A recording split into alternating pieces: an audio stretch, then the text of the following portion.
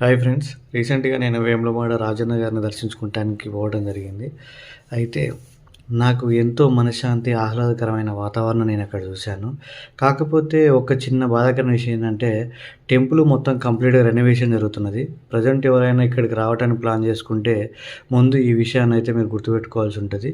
మీరు అనుకున్న విధంగానైతే ఇక్కడ ఇప్పుడు అంటే పూర్వం ఉన్న వైభవంగానైతే మీకు అంత ఫీల్ మీకు కలిగిపోవచ్చు. ఎందుకంటే కంప్లీట్‌గా చుట్టూ గోడలనేది మొత్తం కంప్లీట్‌గా వీళ్ళు కూలగొట్టేసి చుట్టూ వాళ్ళు ఒక అంటే చాలా డెవలప్‌గా చేయటానికి ఒక ప్లాన్ గీసుకొని వర్క్ చేయడం జరుగుతుంది.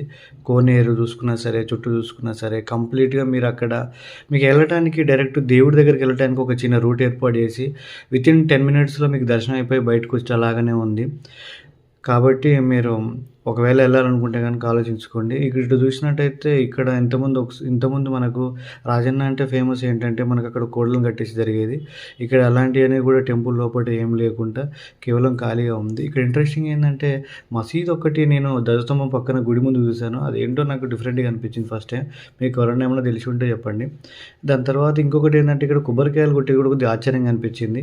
వాళ్ళే కొట్టేసి తర్వాత అందులో బాటిల్ అమ్మేస్తున్నారు.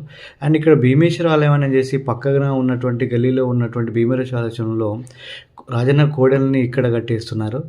ఒకసారి మీకు కోడెలు కావాలంటే అక్కడికెళ్ళండి. నెక్స్ట్ ఈ వ్యూ వచ్చేసి మనకు యూట్యూబ్‌లో ట్రెండ్ సృష్టించి ఆల్మోస్ట్ ఒక 5,00,00,000 పైన వ్యూస్ సాధించి ఆ ట్రెండ్‌లో నిలిచినటువంటి 'రాము రాథోడ్ రాను బొంబాయి' సాంగ్ మొత్తం కంప్లీట్‌గా ఇదే వేములవాడ ఇదే మన జాతర ఆల్మోస్ట్ అన్నీ అమ్మే ప్లేసు పక్కన దేవుడి గుడి పక్కన ఉన్నటువంటి ప్లేస్‌లోనే ఆ సాంగ్ మొత్తం చిత్రీకరణ జరిగినది. ఈ సాంగ్ చూస్తే మీకు క్లియర్‌గా అర్థమైతది. ఈ సాంగ్ ఆల్మోస్ట్ 50% 70% ఇక్కడే జరిగింది. అండ్ దర్శనం అయితే చాలా మంచిగా జరిగింది. కాకపోతే నేను అనుకున్న విధంగా లేదు. ఒకవేళ మీరు పోయినట్టయితే ప్లాన్ చేసుకోండి. Thank you. బై.